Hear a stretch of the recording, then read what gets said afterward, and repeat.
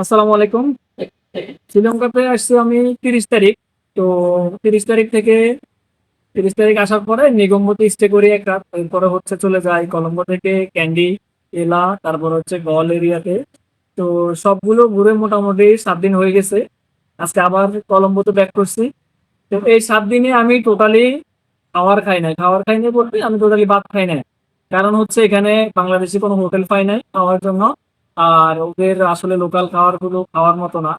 মোটামুটি হচ্ছে পাউরুটি, ডিম ভাজি এগুলো খেয়েই 7 দিন পার করছি। তো আজকে আবার হচ্ছে কলম্বোতে ব্যাক করছি। দুপুরের দিকে আসলাম, আসার পরে হচ্ছে গুগলে সার্চ দিলাম বাংলাদেশি হোটেল আছে কিনা, পরে একটা বাংলাদেশি হোটেল পাইছি। তাও হোটেল থেকে আমি যেখানে স্টে করি গোল্ডেন সিটি হোটেল থেকে হচ্ছে প্রায় 12 কিলোমিটার মতো দূরত্ব। মোটামুটি পিকনিকে হচ্ছে 600 টাকার ভাড়া, অর্থাৎ 600 রুপি গাড়ি ভাড়া। তো এগুলো অবশ্যই চলে আসলাম এই হোটেলে। ওনারা যারা আছে সবাই বাংলাদেশি।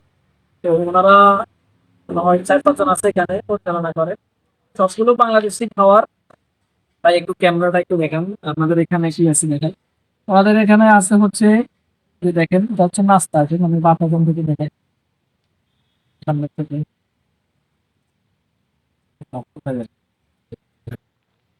এটা হচ্ছে পরোটা দিয়ে হচ্ছে চিকেন, তারপরে হচ্ছে এই যে ভুনা খিচুড়ি, বিফ খিচুড়ি চিকেন, তারপরে তেহারি আছে, মাটন তেহারি, বিফ তেহারি।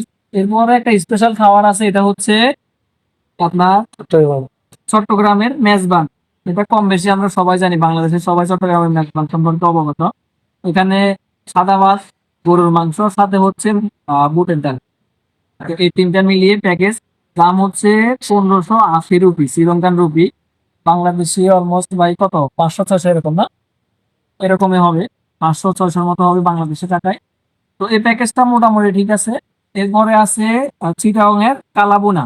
কালাবুনার সাথে হচ্ছে সাথে মনে হয় ভর্তা থাকে। তো এটাও মোটামুটি ভালো আছে।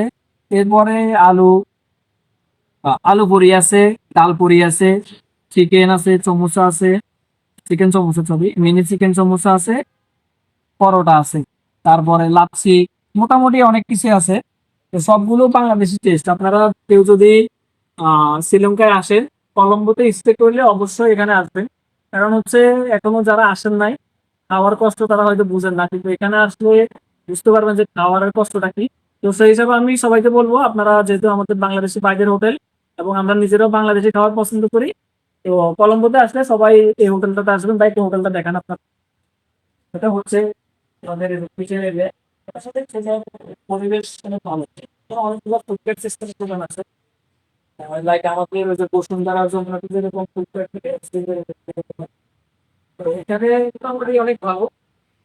আমাদের, শিক্ষা আছে। তারপরে মোটামুটি সবকিছু ভালো। এখানে গেম খেলতে পারবেন, পাশাপাশি হচ্ছে বাসায় নিয়ে যেতে পারবেন আপনারা। ওরকম ব্যবস্থা আছে। ঠিক আছে, ধন্যবাদ।